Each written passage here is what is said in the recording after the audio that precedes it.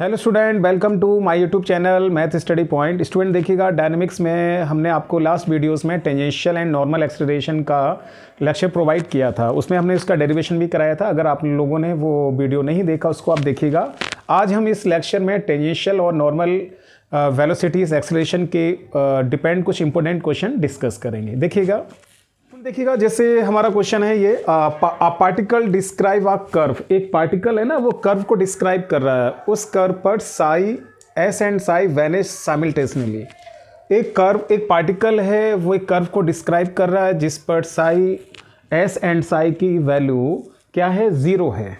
ठीक है, एक साथ विद यूनिफॉर्म स्पीड। मतलब जो पार्टिकल एक कर्व को डिस्क्राइब कर रहा है वो किस यूनिफॉर्म स्पीड से डिस्क्राइब कर रहा है, v वेलोसिटी से। If the acceleration at any point, इस कर्व पर आपने कोई पॉइंट लिया है तो उस पॉइंट पर एक्सेलरेशन आपको यहाँ गिवन है। Find the intrinsic equation of the curve. आपको उस कर्व का इक्वेशन निकालना है। और इक्वेशन कैसा निकालना है आपको, इंटरसेनिक इक्वेशन स्टूडेंट देखिएगा किस में होती है, एस एंड साई में।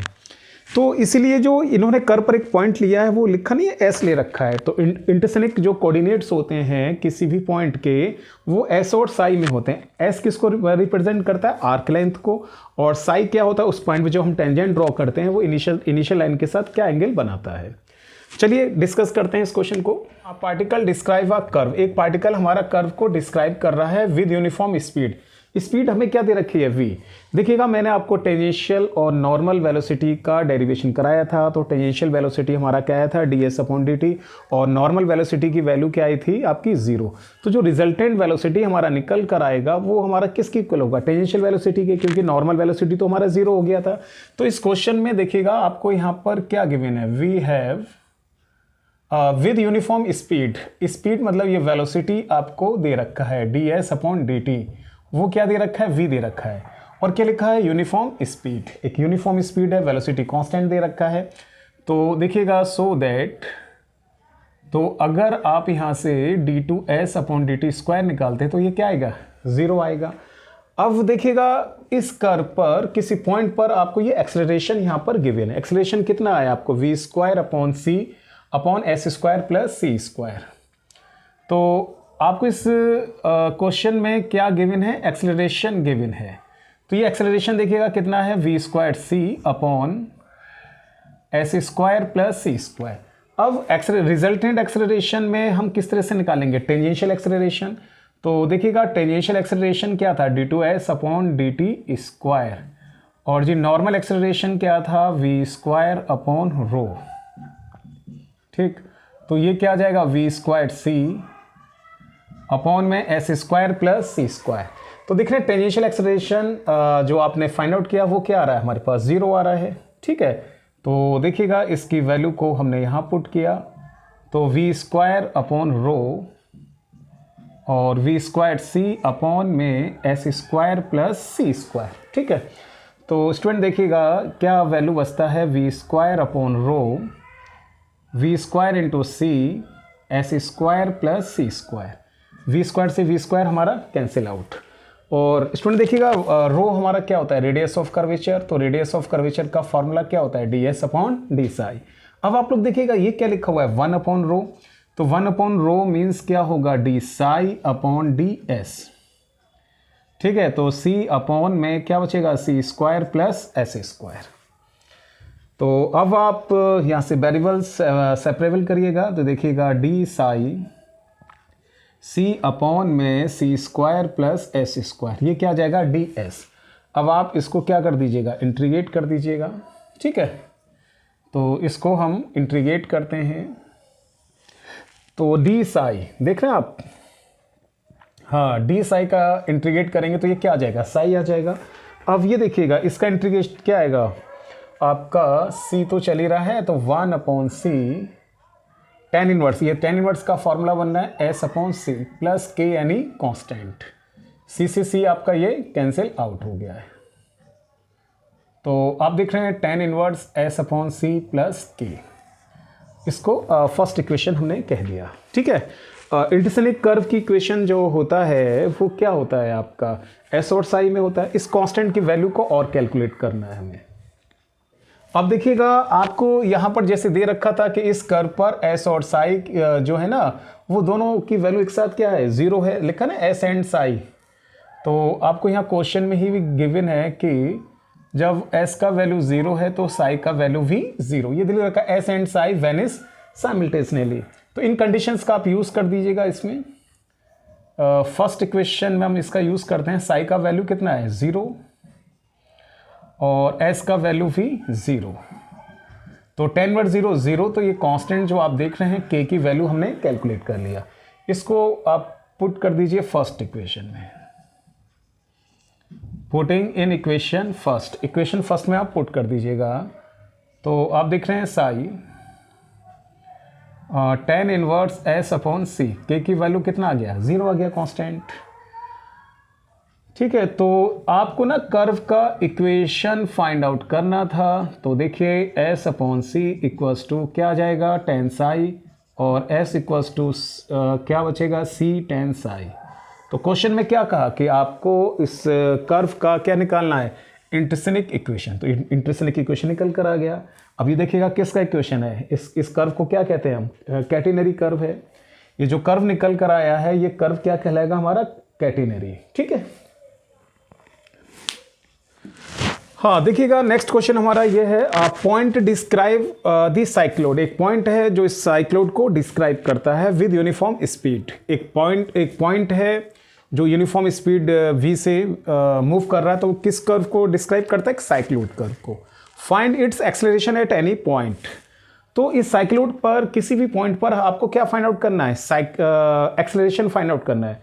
आपको ये जो कर्व साइक्लोड दे रखा है इस पर किसी पॉइंट पर एक्सेलरेशन फाइंड आउट करना है। तो एक्सेलरेशन के लिए हम क्या निकालेंगे, tangential acceleration and normal acceleration. और आपको यहाँ गिवन क्या है, स्पीड जो दे रखा है वो क्या दे रखा है, यूनिफॉर्म दे रखा है, कांस्टेंट दे रखा है, क्या दे रखा है, v दे रखा है। चलिए इसको करते हैं इस क्वेश्चन को। हाँ, तो सबसे पहले कर्व की इक्वेशन ऑफ साइक्लोड। देखिए साइक्लोड की इक्वेशन आपको किस में दे रखा है, इंटरसेनिक फॉर्म में दे रखा है, इक्वेशन ऑफ द साइक्लोड।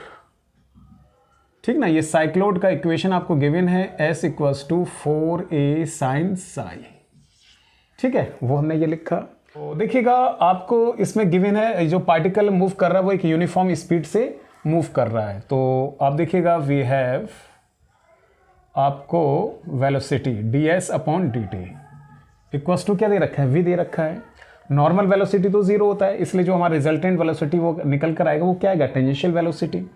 तो अब आप देखिएगा d2s अपॉन dt स्क्वायर, ये जो हम फाइंड आउट करेंगे वो क्या जाएगा 0। और ये जो हमने निकाला है, ये जो d2s अपॉन dt स्क्वायर है, ये हमारा क्या निकल कर आया, टेंजेंशियल एक्सेलरेशन। ठीक है, ये हमने टेंजेंशियल एक्सेलरेशन को फाइंड आउट कर लिया है। अब देखिएगा आपको क्या निकालना है, नॉर्मल एक्सेलरेशन। तो नॉर्मल एक्सेलरेशन क्या होता है हमारा, v स्क्वायर अपॉन रो। ठीक है, v स्क्वायर अपॉन रो, रो मीन्स क्या होता है, radius of curvature.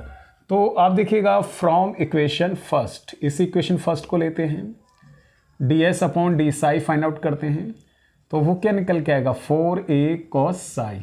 ds upon D Sai क्या रिप्रेजेंट करता है, radius of curvature 4a cos Sai. ठीक है, अब इसी तरह यहाँ लिखिएगा नाउ नॉर्मल एक्सेलरेशन। ठीक है, नॉर्मल एक्सेलरेशन का फार्मूला क्या होता है हमारा, v स्क्वायर अपॉन रो। तो देखिएगा वेलोसिटी तो हमें v ही गिवन था, रो मीन्स हमने क्या निकाल लिया यहाँ पर 4a cos साई। ठीक है, तो आपको क्या फाइंड आउट करना है, एक्सेलरेशन फाइंड आउट करना है। तब आप लिखिएगा देन एक्सेलरेशन। ठीक, तो एक्सेलरेशन में हमारा क्या आएगा, एक तो टेंजेंशियल एक्सेलरेशन आएगा आपका। तो टेंजेंशियल एक्सेलरेशन क्या है, रिजल्टेंट एक्सेलरेशन हम फाइंड आउट कर रहे हैं, और प्लस ये क्या हमारा नॉर्मल एक्सेलरेशन। नॉर्मल एक्सेलरेशन क्या, v स्क्वायर अपॉन रो। ठीक है, तो देखिएगा टेंजेंशियल एक्सेलरेशन का वैल्यू हमने जो फाइंड आउट किया है वो क्या निकल कर आ रहा है आपका, 0 आ रहा है।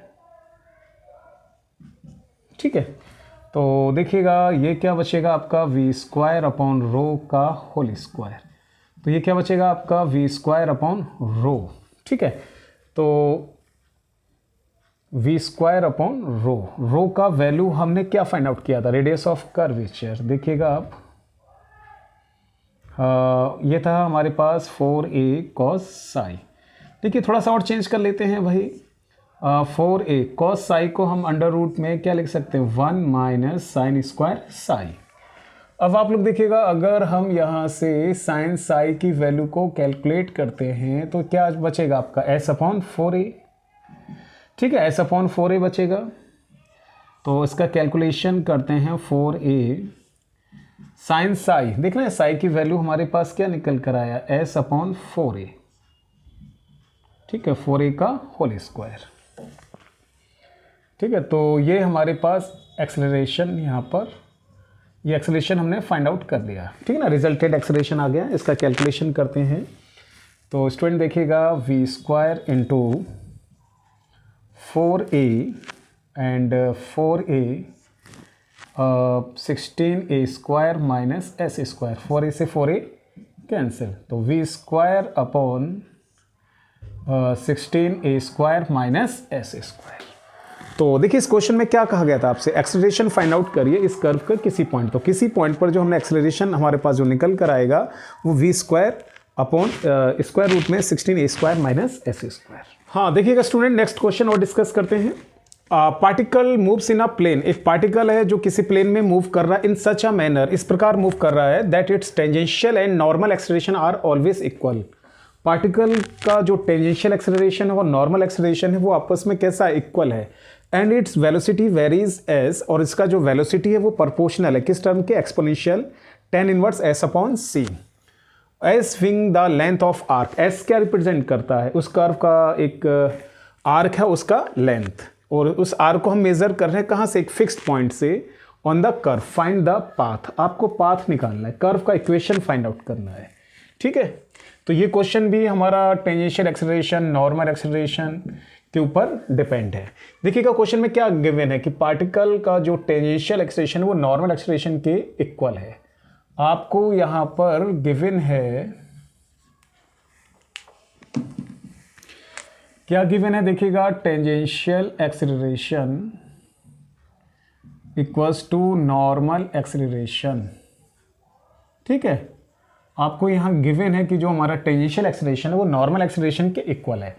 तो स्टूडेंट देखिएगा, टेंजेंशियल एक्सेलरेशन का एक फॉर्मूला होता है d2s/dt स्क्वायर, या उस फॉर्म को हम क्या लिख सकते हैं, v/dv/ds।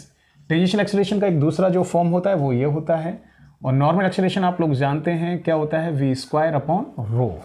ठीक है, तो देखिएगा v से v हमारा कैंसिल, dv/ds। ठीक, ये 1/ρ बचा है। ρ मीन्स क्या होता है, radius of curvature, ds/d Sai, तो 1/ρ मीन्स क्या होगा, d साई/ds।